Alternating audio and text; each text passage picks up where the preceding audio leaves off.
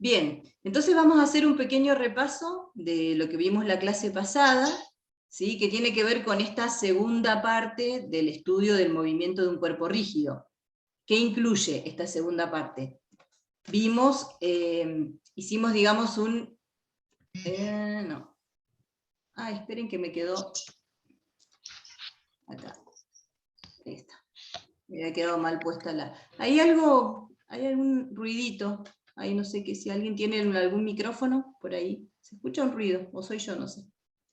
Bien, entonces, lo que hicimos fue, de alguna manera, mediante un cambio de variables, ¿sí?, expresar a la energía cinética en términos de magnitudes rotacionales, ¿sí?, analizando, digamos, el movimiento de un cuerpo rígido que gira en torno de un eje fijo, ¿sí? Entonces nos quedó la energía cinética definida como un medio del momento de inercia por la velocidad angular al cuadrado. Dijimos que no es un nuevo tipo de energía, sino que es la energía asociada al movimiento del cuerpo, nada más que ahora en términos de variables rotacionales o angulares, ¿no? Y lo mismo vimos para la energía potencial gravitatoria. Dijimos que esa altura que aparece en la definición de energía potencial es la altura del punto centro de masa, ¿sí? Porque ahora el cuerpo rígido, ¿no?, es un cuerpo extenso y cada parte de ese cuerpo se mueve de manera diferente, por lo tanto la energía gravitatoria está asociada al punto centro de masa. Y luego también hicimos un cambio de variables para expresar el trabajo de una fuerza en términos del torque que produce esa fuerza, ¿sí? Entonces el trabajo queda como la integral del torque diferencial θ, ¿no? O sea, el diferencial de posición angular.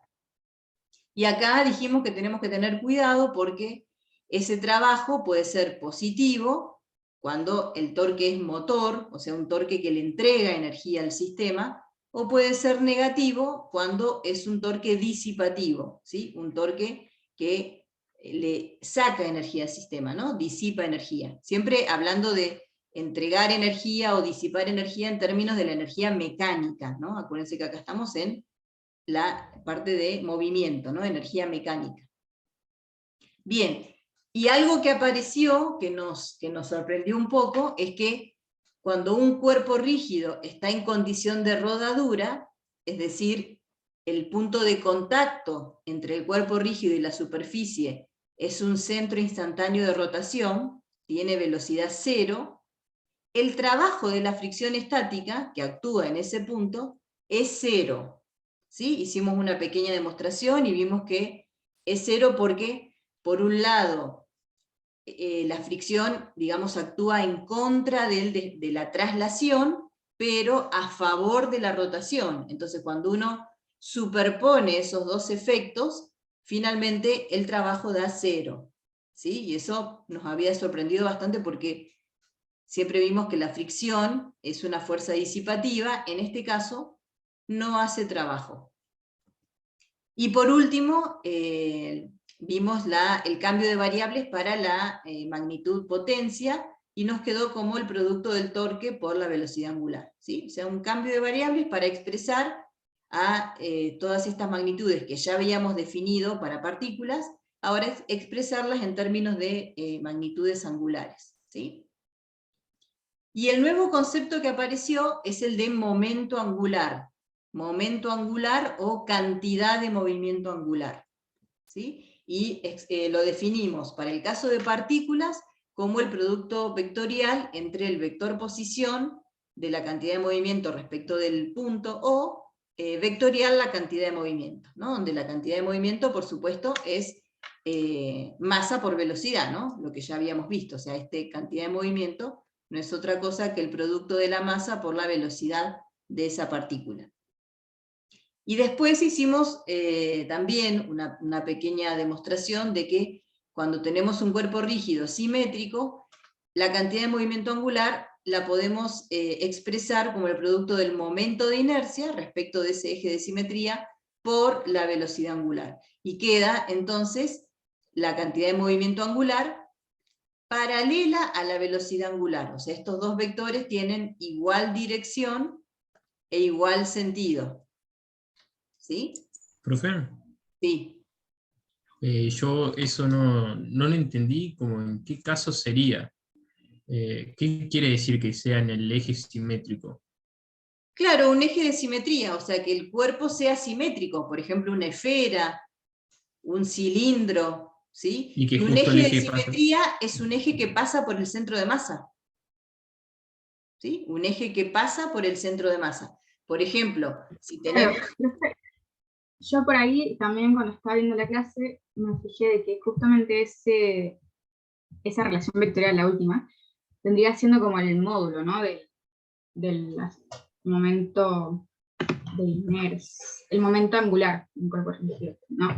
Pero ¿por qué del módulo? O sea, se llegó a la relación del módulo y pasó a la forma vectorial. Esa es la parte Porque que claro, no ahí me... cuando vimos que el cuerpo tiene una determinada simetría respecto del eje de rotación, lo que vimos ahí es que... Perdón, Lili, por ahí de simetría como que lo divide al cuerpo en dos partes exactamente iguales, chicos. Las dos partes tienen que ser simétricas, como una imagen especular, misma masa. Eso sería por ahí lo de simetría, Ramiro.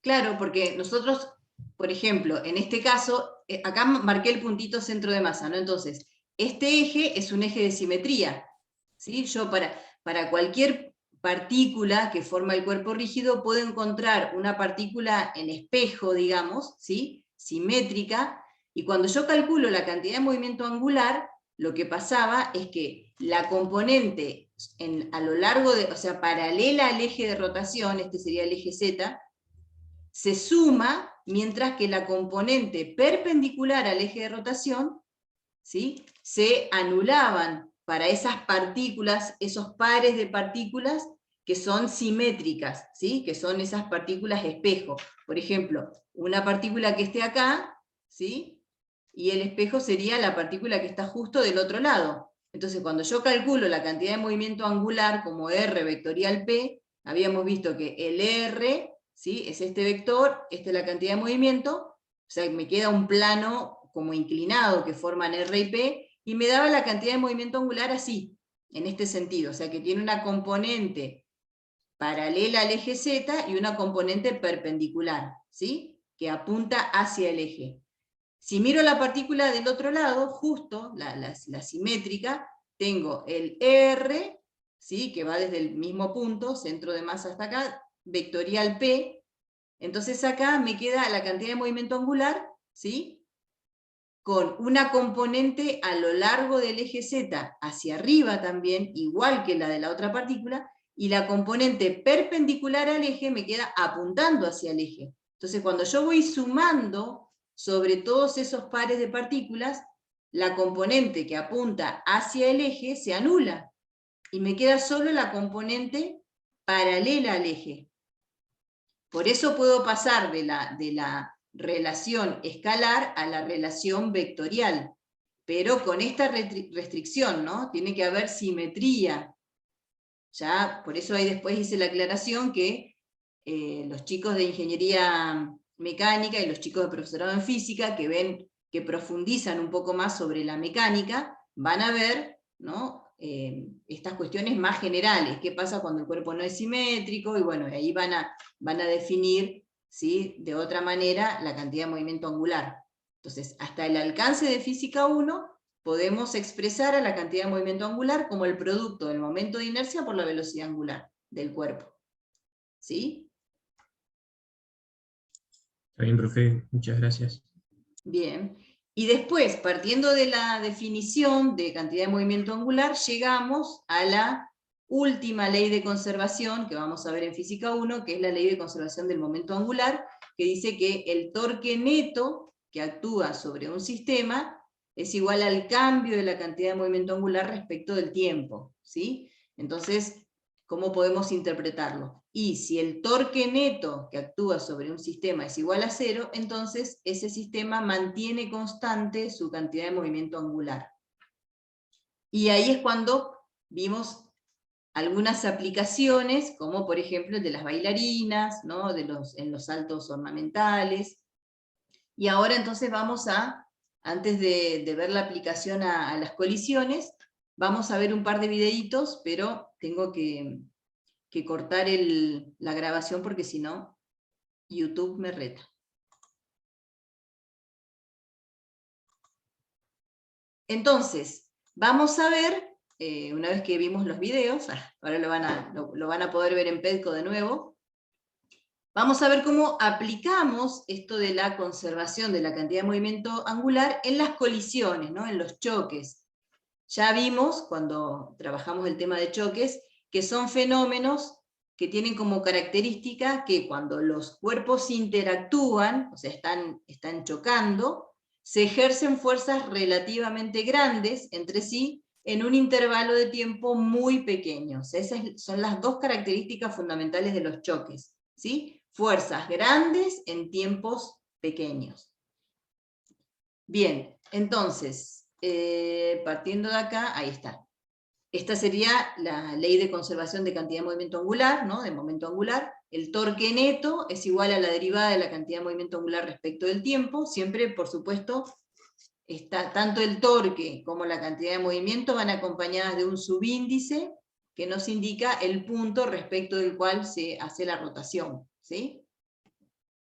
Fíjense que si nosotros pasamos el diferencial tiempo al otro término, e integramos ambos términos, ambos miembros, tenemos por un lado la integral del torque neto diferencial tiempo, y del lado derecho nos queda la integral de diferencial L, que es directamente delta L, ¿no? Entre los estados inicial y final, es decir, L final menos L inicial. Este término de acá se lo llama impulso angular, ¿sí? Que es el análogo del impulso lineal, ¿no? Nosotros cuando teníamos, creo que está por acá abajo, pero si no lo escribo, sumatoria de fuerzas igual a la derivada de la cantidad de movimiento respecto del tiempo, ¿qué hacíamos?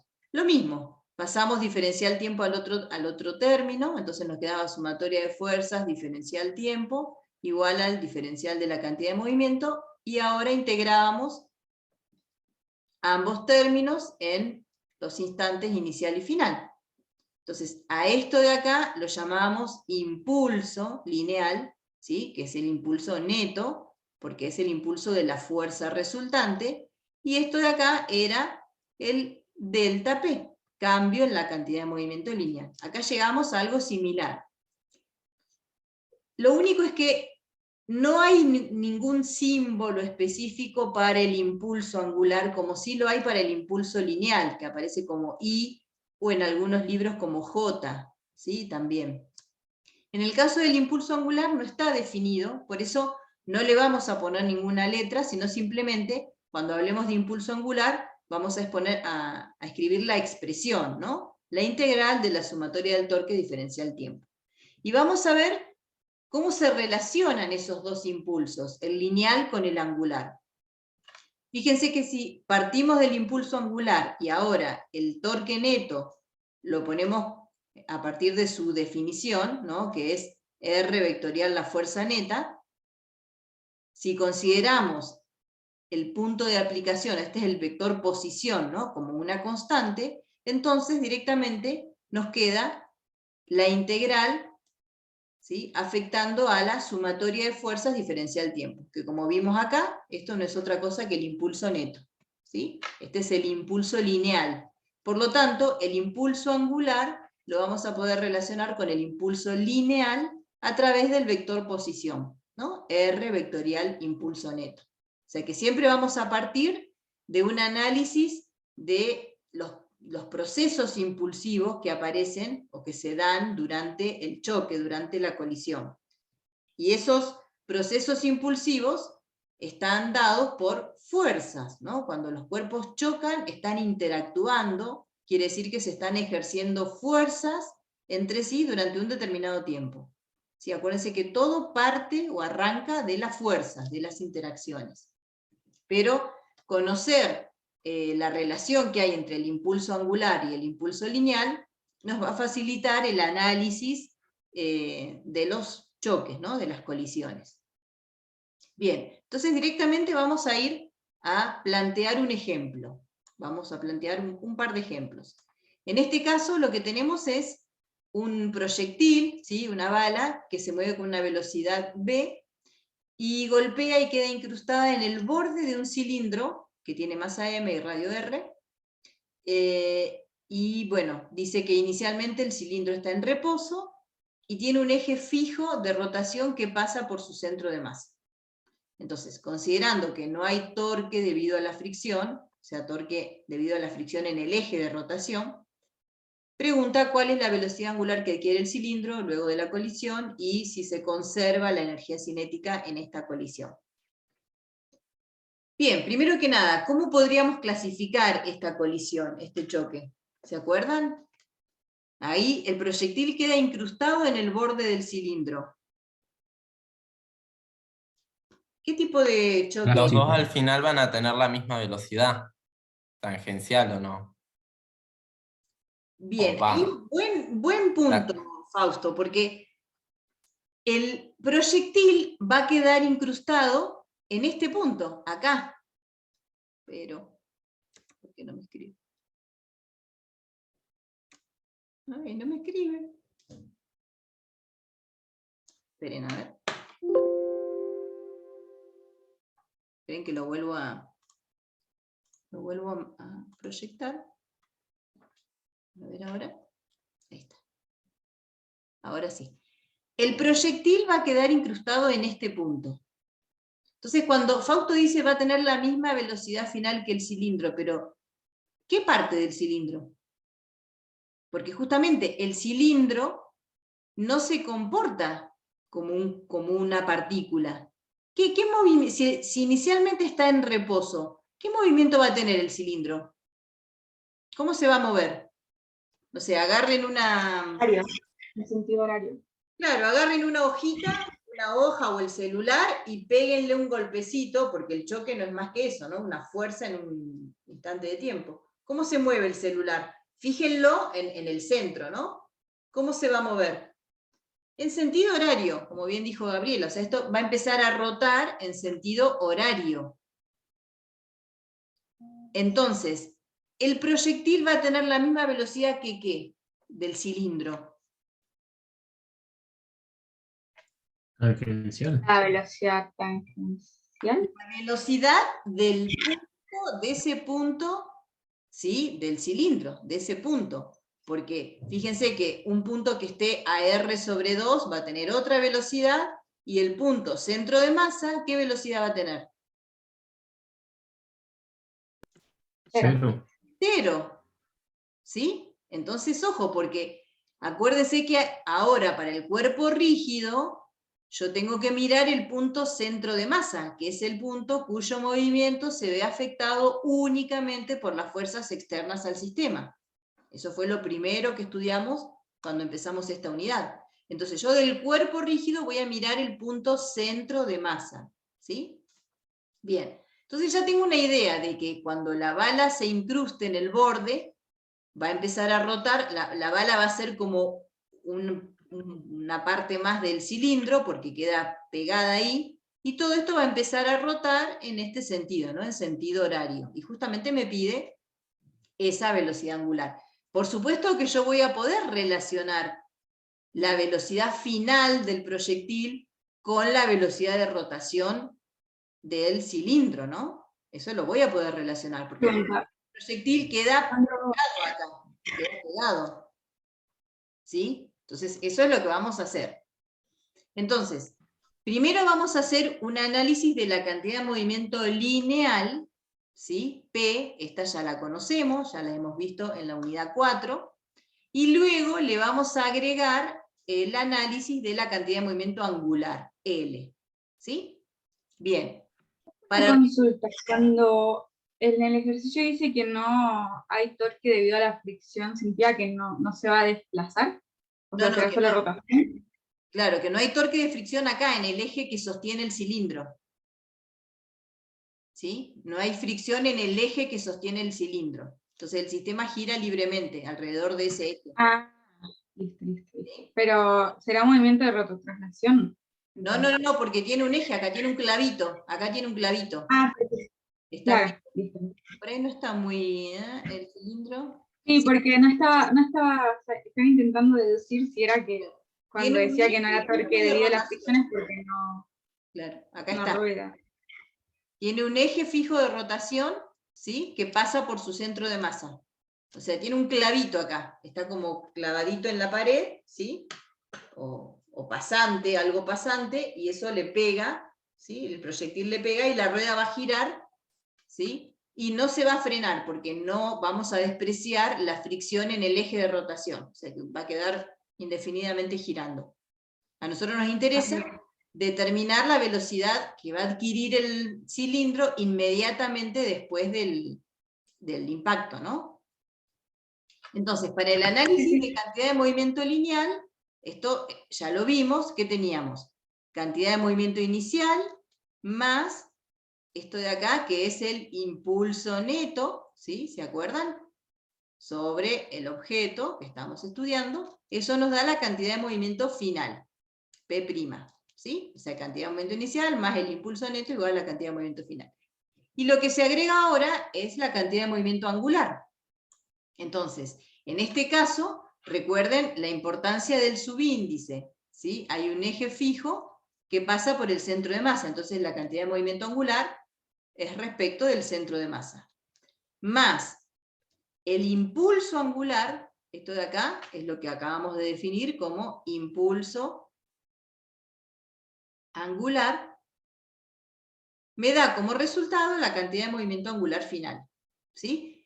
Fíjense que acá podemos ver mejor esto de la ley de conservación, ¿no? Si el torque neto que actúa sobre el sistema es 0, entonces el sistema mantiene constante su cantidad de movimiento angular. O sea, la cantidad de movimiento angular inicial es igual a la final, si el torque neto es 0.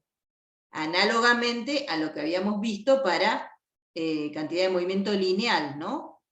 Si la fuerza neta que actúa sobre un sistema es 0, el sistema mantenía constante su cantidad de movimiento lineal. ¿Sí? Acá es totalmente análogo. Y acá podemos relacionar, ¿sí?, el impulso angular con el impulso lineal, como R vectorial impulso. ¿Sí? Profe, perdón, pero me perdí. ¿De dónde salieron esas ecuaciones?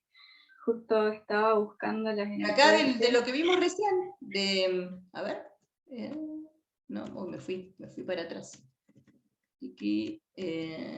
Esto que vimos recién, de la ley de conservación, pasé el diferencial tiempo multiplicando para el otro lado, esto se llama impulso angular, y la integral de diferencial L es delta L.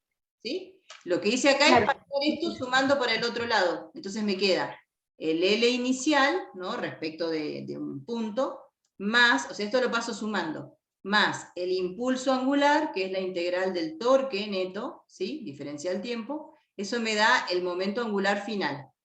Ahora lo que hice fue ponerle, como hacíamos para P, ¿no?, inicial y final con un apóstrofe. Con una, en vez del subíndice I de inicial y F de final, le puse acá un apóstrofe, ¿no? Esto implica final, acá esto implica final. ¿Sí? Final. Y esto implica final. ¿Sí? Entonces ahora vamos a hacer los gráficos. Vamos a analizar primero gráficamente lo que va a pasar. Y vamos a llevar los dos objetos, que son el proyectil y el cilindro, los vamos a llevar como juntos, ¿sí? Juntos pero separados. O sea, pongo el cilindro y el proyectil ahí al ladito, obviamente que el proyectil queda incrustado, ¿no? O sea, antes y después del choque está en la misma posición, esa es la condición, ¿no?, la característica de un choque, que es un evento en un tiempo tan corto que los cuerpos están en la misma posición antes y después. Pero separo un poquito el proyectil para ver bien el punto de aplicación de los vectores. Entonces, el proyectil, esto es dato, viene con una cantidad de movimiento en esta dirección y sentido, inicial. Y ahora miro lo que le pasa al final, cuando quede pegado acá. Bueno, ya tienen la respuesta, ¿no? Pero ¿qué va a pasar con su velocidad? ¿Va a aumentar, va a disminuir o se va a mantener constante una vez que se queda pegado acá? ¿Qué les parece que va a pasar? Disminuye un poco. Claro, va a disminuir porque choca con un cilindro que tiene una determinada masa, entonces esta cantidad de movimiento final es menor que la inicial. Por lo tanto, ¿qué vector pongo acá? Que es el impulso neto. ¿Cómo va a ser ese vector impulso neto? A la izquierda. A la izquierda y menor que la cantidad de movimiento inicial, ¿no? O sea que me va a quedar, hoy estoy con esto, no me aparece nada, ahí está. Va a quedar este impulso, que es el impulso del cilindro sobre la bala.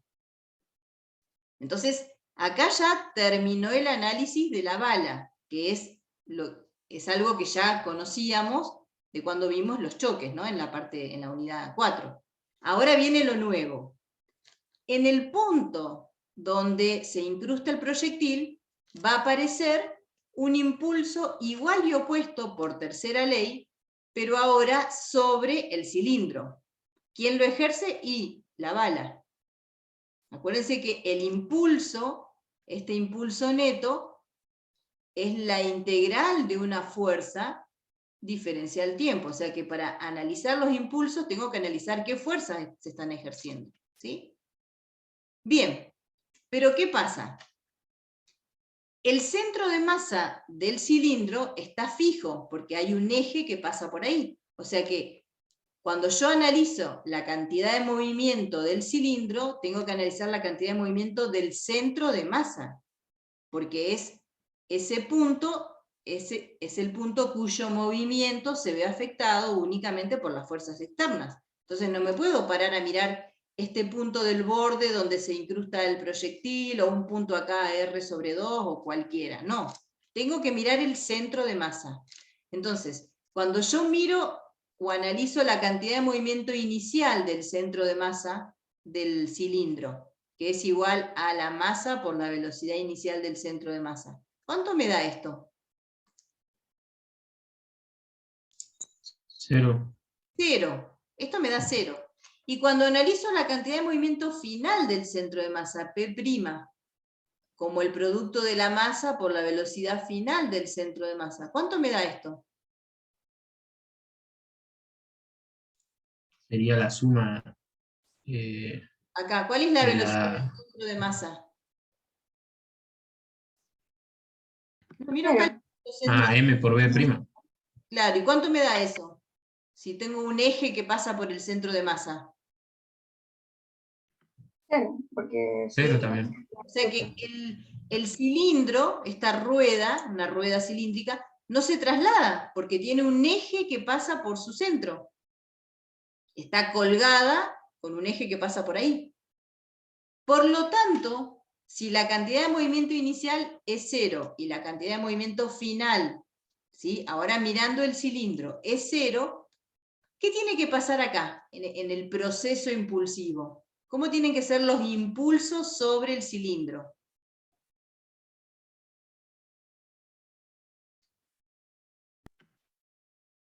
No entendí la pregunta, profe. Claro, fíjense, yo acá estoy haciendo esta suma, cantidad de movimiento inicial más impulso neto, me da la cantidad de movimiento final. ¿Hasta ahí vamos?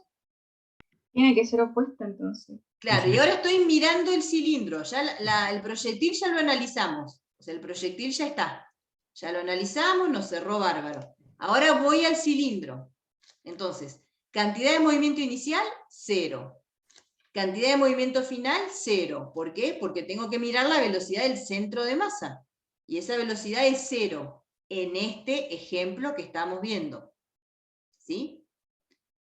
Por lo tanto, si tengo cantidad de movimiento inicial 0 y cantidad de movimiento final 0, ¿cómo tiene que ser el impulso neto?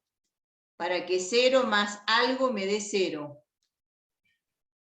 Tiene que ser opuesto. Tiene que ser 0, ¿sí? No puede tener otro valor acá, porque si no, no me daría 0. Entonces, si yo miro el cilindro, veo que acá hay un impulso rojo que está generado por la bala.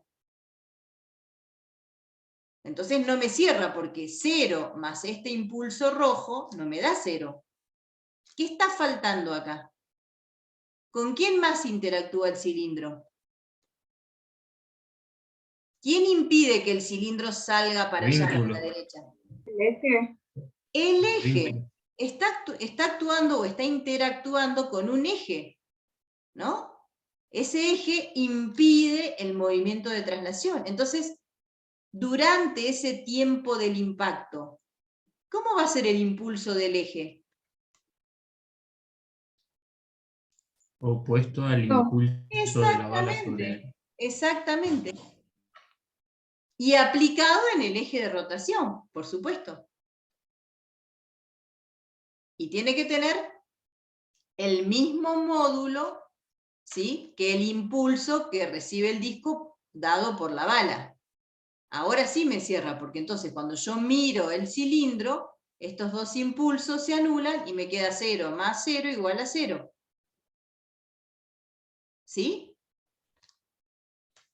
Entonces fíjense que rápidamente uno puede decir que si miramos solo el proyectil, la cantidad de movimiento lineal no se conserva, porque aparece este impulso, ¿sí? Si miramos solo el disco, la cantidad de movimiento sí se conserva, la cantidad de movimiento lineal, porque estos impulsos se anulan.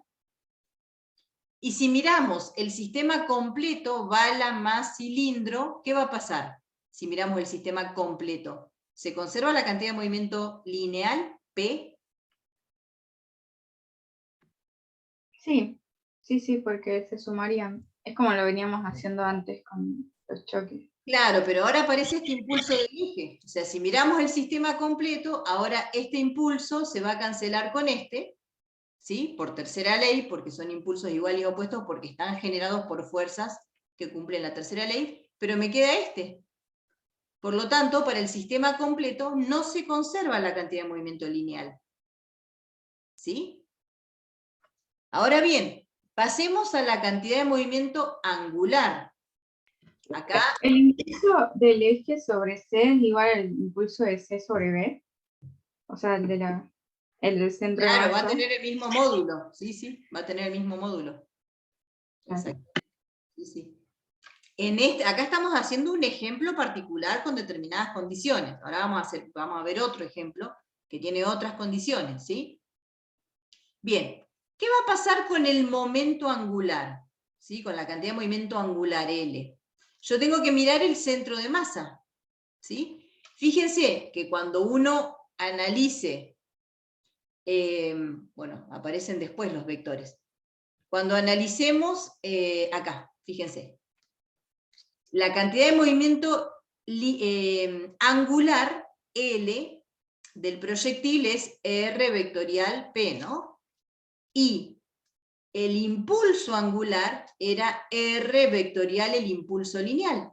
Entonces fíjense que cuando uno analiza el sistema completo, el R vectorial el impulso amarillo, ¿cómo me da con la regla de la mano derecha? ¿En qué sentido me da? R vectorial el impulso amarillo. Saliente. Contrario. Saliente.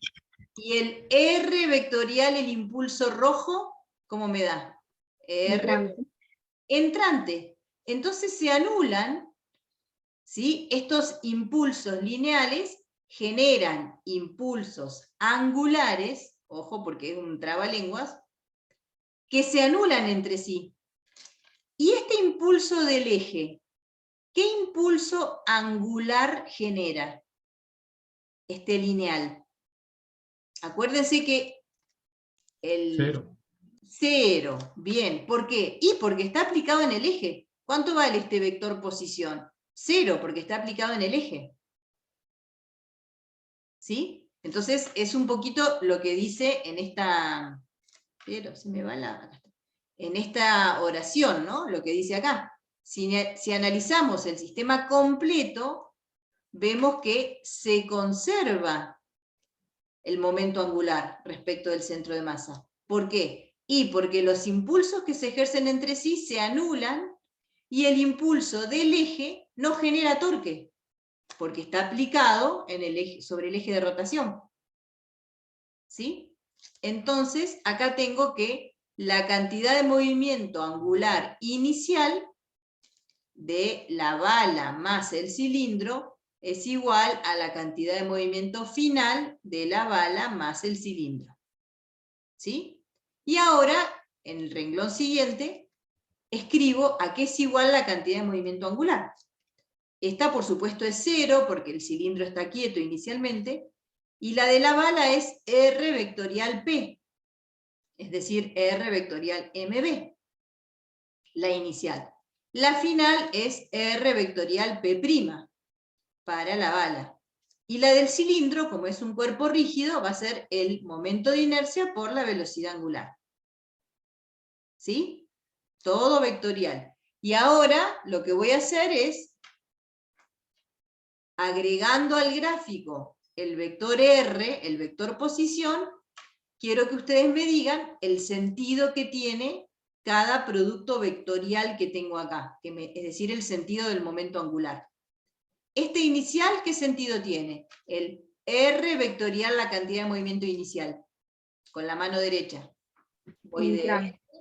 Me da entrante, bien. Esto de acá me da 0, y la cantidad de movimiento final, fíjense, el R por MB' también me da entrante. ¿Sí? O sea que efectivamente el cilindro gira en sentido horario, ¿sí? Debido al impulso que recibe por parte del proyectil. Entonces, como todos los vectores son entrantes, por supuesto el sistema de referencia que voy a tomar va a ser entrante positivo, y ahora proyectamos, ¿sí? Entonces fíjense, este vector posición, ¿qué módulo tiene? El vector posición del punto donde choca la bala respecto del centro de masa.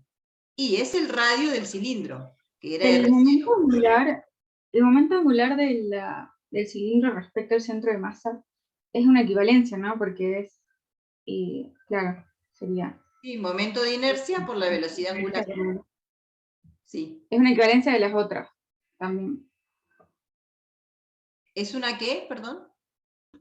Que sería como una equivalencia, ¿no? Porque estamos midiendo el momento angular respecto al centro de masa de todo. Claro, o sea, es el momento angular de un cilindro respecto del centro de masa, que respecto a un eje de simetría, ¿no? Entonces me queda momento de inercia por velocidad angular. Así como lo definimos, que hicimos recién la demostración, queda ahí por omega. Y queda entrante, por supuesto. ¿Cómo me doy cuenta que es entrante? Y porque si yo miro solo el cilindro, el torque neto, dijimos que el impulso del eje no genera torque, entonces el torque neto es debido al impulso de la bala. Cuando yo hago R vectorial I, eso me da entrante. Eso implica que el cilindro va a girar en este sentido, luego del impacto. ¿Sí? Por eso me da entrante la velocidad angular. Entonces, eligiendo ese sistema de referencia, me queda todo positivo, y ahora paso a módulos, y ahora proyecto según esa dirección. ¿Sí? Proyecto en Z. Entonces el producto vectorial es el módulo del primero por el módulo del segundo por el seno del ángulo comprendido. O sea que acá me faltaría seno de 90 grados, ¿no? Por supuesto, son perpendiculares. Acá se ve clarito, estos dos vectores son perpendiculares. O sea que me queda seno de 90. Y en el segundo término, fíjense que esta B', acá está, ¿sí? Acá está. La B', que es la velocidad final del proyectil, yo la puedo relacionar con la velocidad angular que adquiere el cilindro, omega por R. Y ese R, ese vector posición, es el radio del cilindro, porque se incrusta justo en el borde.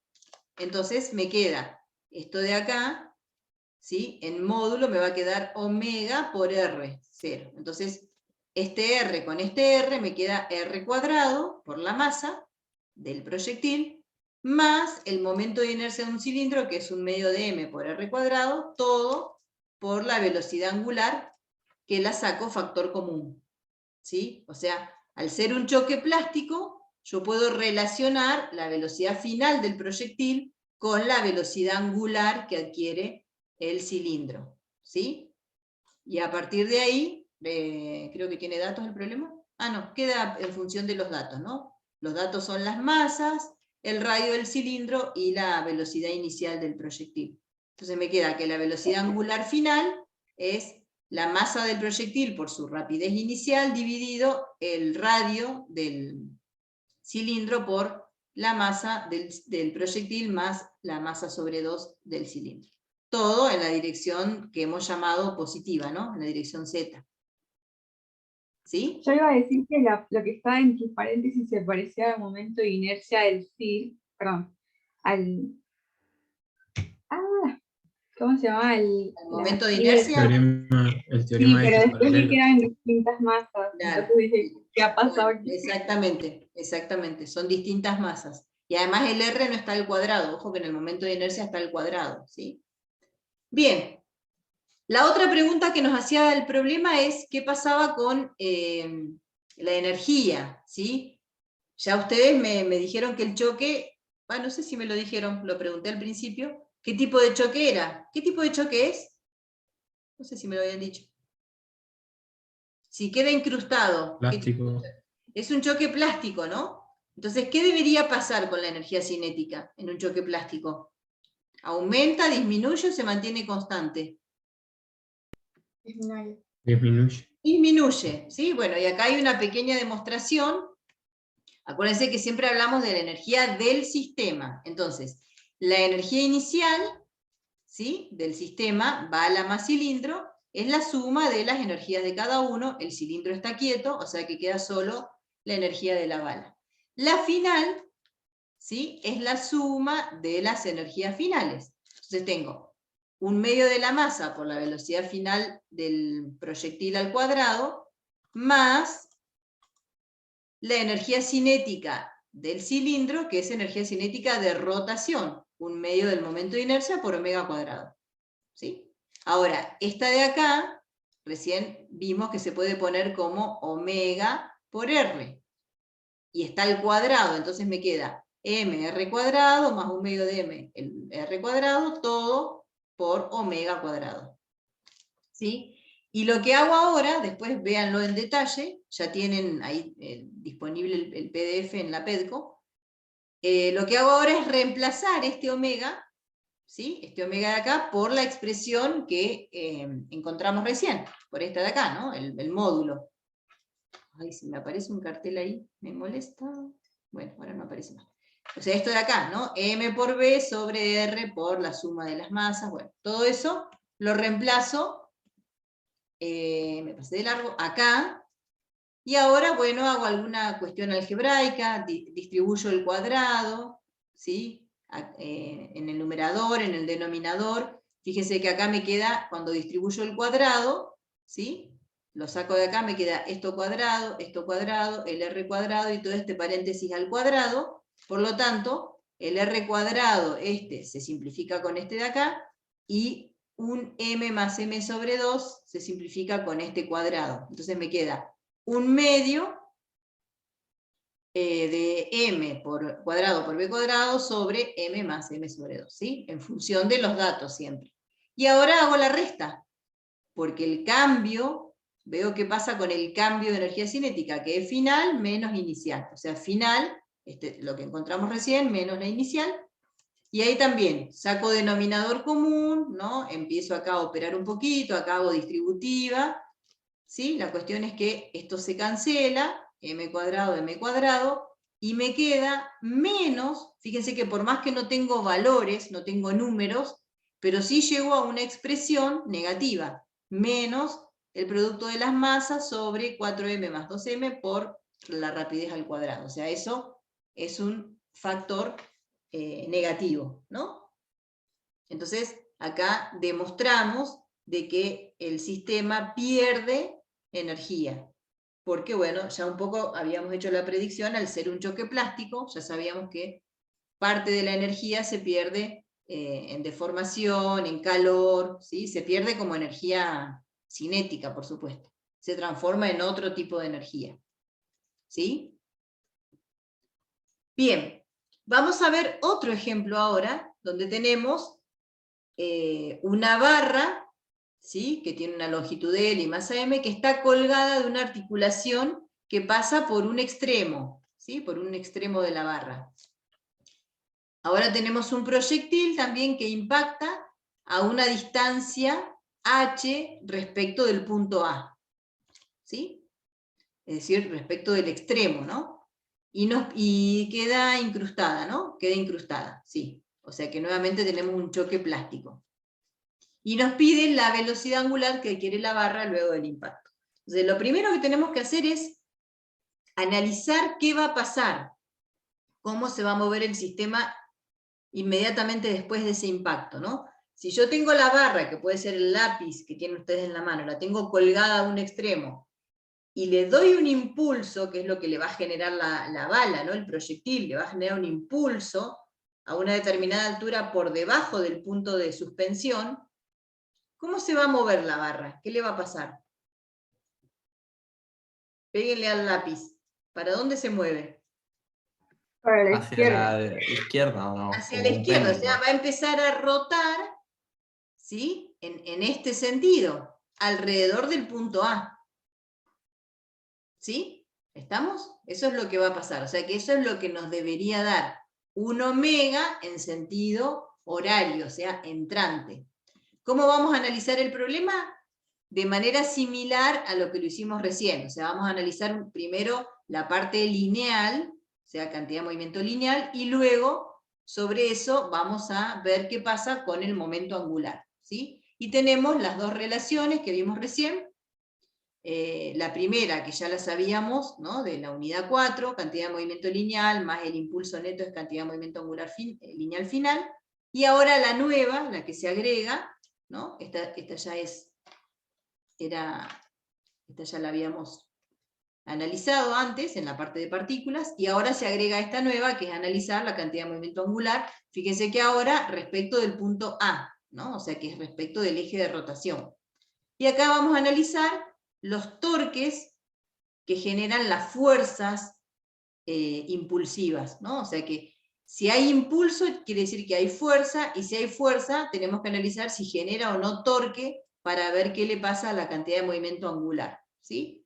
Entonces, bueno, al igual que hicimos recién, vamos llevando los dos cuerpos juntos, pero separados, como para identificar bien el punto de aplicación de los vectores, que ahora es sumamente importante, ¿no? Entonces, el proyectil tiene una cantidad de movimiento inicial, que es dato del problema, y, por supuesto, la cantidad de movimiento final, luego de que quede incrustada, va a ser menor, se va a reducir. Pero fíjense que va a mantener esta dirección y sentido, ¿no? Porque la barra, yo no tengo que analizar cuando la barra va por acá, porque la barra va a oscilar alrededor del punto A, se va a levantar, ¿no? Va a girar alrededor de este punto, pero cuando yo digo después del choque, no es cuando la barra está por acá, sino, acuérdense que los tiempos son tan cortos que los objetos están en la misma posición antes y después del choque, ¿sí? Por eso la bala queda incrustada y va a ser como un punto más una partícula más de la barra a esta altura, ¿no? ¿Sí? Entonces, ¿qué le tuvo que pasar al proyectil? Cambió su cantidad de movimiento, ¿no? Porque de esta cantidad de movimiento inicial pasó a esta cantidad de movimiento final, por lo tanto, ¿sí? Aparece un impulso sobre el proyectil generado por la barra. ¿Estamos? Ahora bien, cuando uno mira la barra, como hicimos recién con el disco, lo mismo. Cuando uno mira un cuerpo rígido, la cantidad de movimiento es la del centro de masa. Siempre es la del centro de masa. Entonces, ahora en este caso, ¿sí? La cantidad de movimiento inicial del centro de masa, puedo asegurar que es 0 porque la barra está quieta, ¿no? Esto es 0. Pero la final, ¿sí? Ya me olvidé acá de sacar esto para que les apareciera después. Bueno, ya está. Fíjense que la final ahora tiene esta dirección y sentido, porque la barra no está fija en el centro de masa, sino que está fija en un extremo. Por lo tanto, el centro de masa va a adquirir una velocidad que en este instante, o sea, inmediatamente después del impacto, tiene esta dirección y sentido, es horizontal, ¿sí? No analizo cuando la barra va por acá que la cantidad de movimiento es así, no. Tengo que ver inmediatamente después del impacto. ¿Sí? Entonces, ¿cómo fue el proceso impulsivo para la barra? Y lo primero que dibujo es, por tercera ley, el impulso que le genera el proyectil. que va a tener la misma dirección, el mismo módulo y sentido contrario que el impulso que la barra le ejerce al proyectil. ¿Sí? Pero bueno, ahora la barra también interactúa con un soporte. ¿Sí? Porque fíjense, ¿qué pasaría? ¿Cómo se imagina? Supónganse que la barra es un lápiz que está sobre una mesa sin fricción, o sea, está apoyada sobre una mesa sin fricción, que de hecho lo pueden hacer en este momento, ¿no? Y yo le doy un golpe así, por debajo del centro de masa. ¿Qué va a pasar con ese lápiz? A ver si alguien lo hace y me cuenta qué pasa. Se traslada. Claro, es como que gira y se traslada. Entonces, ahora, en este problema que estamos viendo, hay una restricción al movimiento, porque la barra no está libre sobre una mesa sin fricción, sino que está fija acá a un soporte, que este soporte la obliga a la barra a adquirir un movimiento de rotación alrededor del punto A.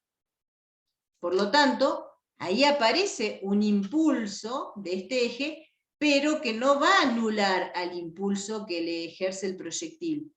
¿Por qué? Porque la cantidad de movimiento final de la barra no es 0, como era en el caso anterior. ¿Sí? Entonces, cuando yo sumo estos dos vectores rojos, la suma de esos dos vectores rojos me tiene que dar como resultado el vector violeta, por lo que dice acá, ¿no? La cantidad de movimiento inicial más el impulso neto me da la cantidad de movimiento final. ¿Sí? Entonces, cuando yo miro esta suma vectorial para la barra, tengo 0 inicial más la suma de los dos impulsos, porque tengo que mirar el impulso neto, me da como resultado la cantidad de movimiento final del centro de masa. ¿Sí? ¿Estamos? Entonces acá, de nuevo, como aparece un soporte, un eje, yo puedo decir que para el sistema completo no se conserva P, es decir, no se conserva la cantidad de movimiento lineal. Pero cuando yo miro el sistema completo para analizar L, cantidad de movimiento angular, veo que los torques que producen estos impulsos, ¿sí? O estas fuerzas que generan estos impulsos, se van a anular, porque uno es R, ¿no? LR, hasta acá. Vectorial, el vector rojo me da entrante, y el mismo R por el vector amarillo, ¿sí? Me da saliente.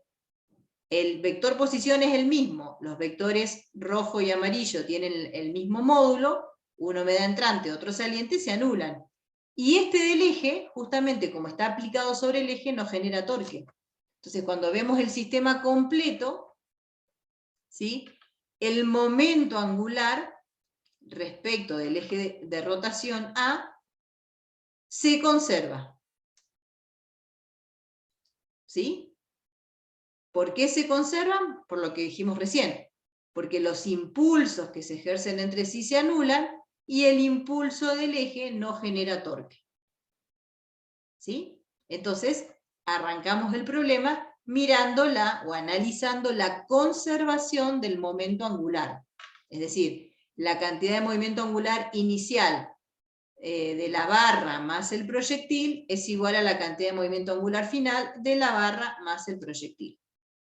La de la barra es 0 porque está en reposo, y la del proyectil me queda, como es una partícula, R vectorial P, o sea, R vectorial MB.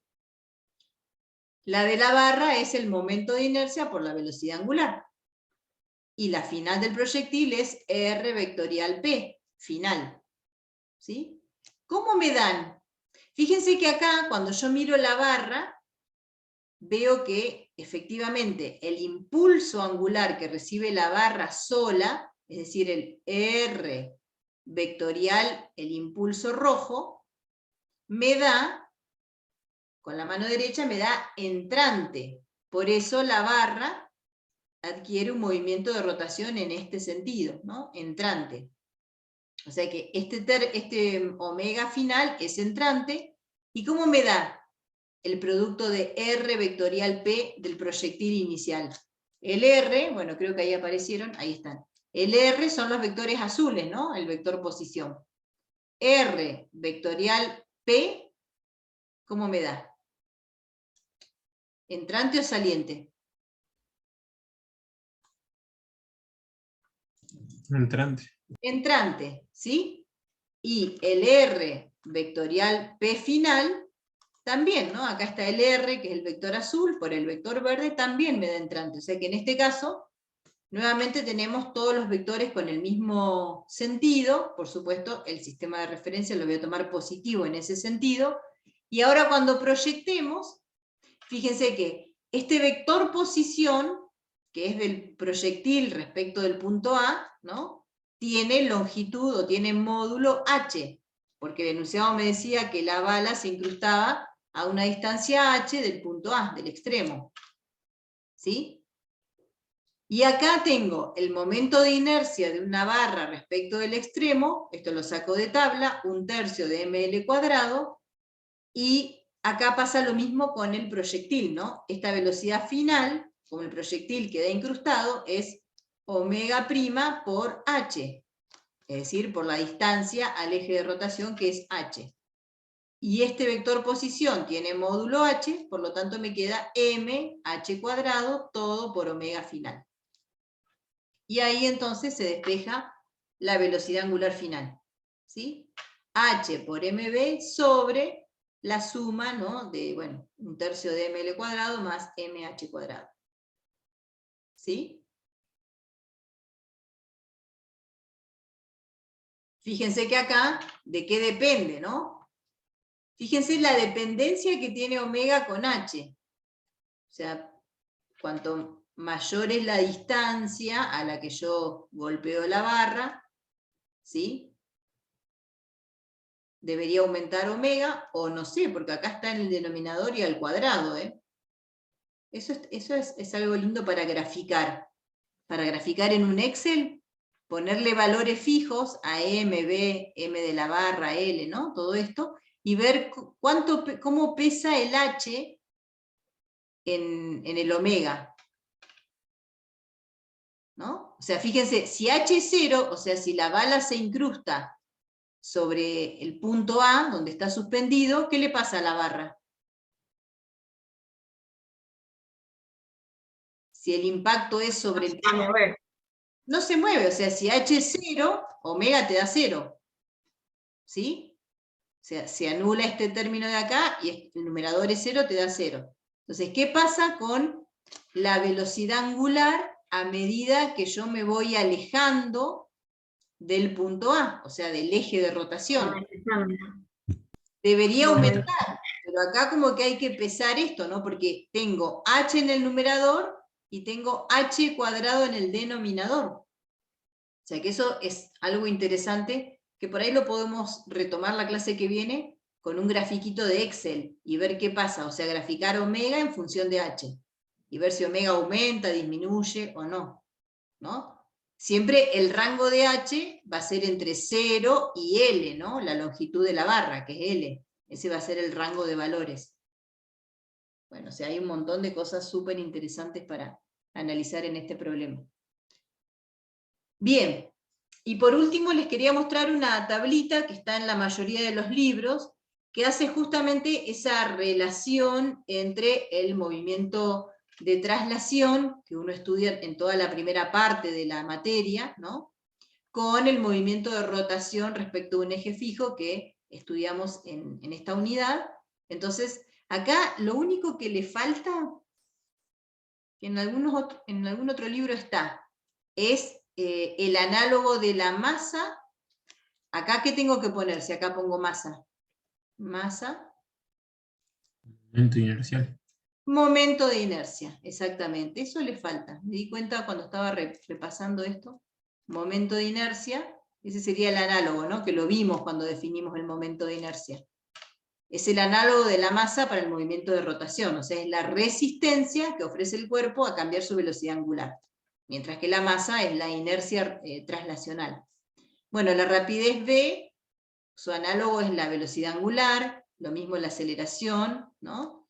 El torque es el análogo de la fuerza, fíjense que acá está la segunda ley para la traslación, y acá tenemos la segunda ley para la rotación. Las ecuaciones horarias, con la condición de aceleración constante, ¿sí? Las vimos, en el caso de aceleración angular constante, tienen la misma forma, nada más que en términos de magnitudes rotacionales. Acá aparece el trabajo, ¿no? Escrito en términos de magnitudes rotacionales, torque por dθ. La energía cinética, ¿sí? Traslación 1 medio de mv cuadrado, rotación 1 medio de momento de inercia por omega cuadrado, la potencia, y por último, que vimos recién, la cantidad de movimiento lineal como el análogo de la cantidad de movimiento angular. Y la ley de conservación, ¿no? Las leyes de conservación, fuerza neta igual al cambio de la cantidad de movimiento lineal respecto del tiempo, mientras que torque neto, ¿sí? Es equivalente al cambio de la cantidad de movimiento angular respecto del tiempo. O sea que este cuadrito está interesante y está en casi todos los libros, haciendo esta analogía para el movimiento de traslación respecto al movimiento de rotación alrededor de un eje fijo. ¿Sí? Bien.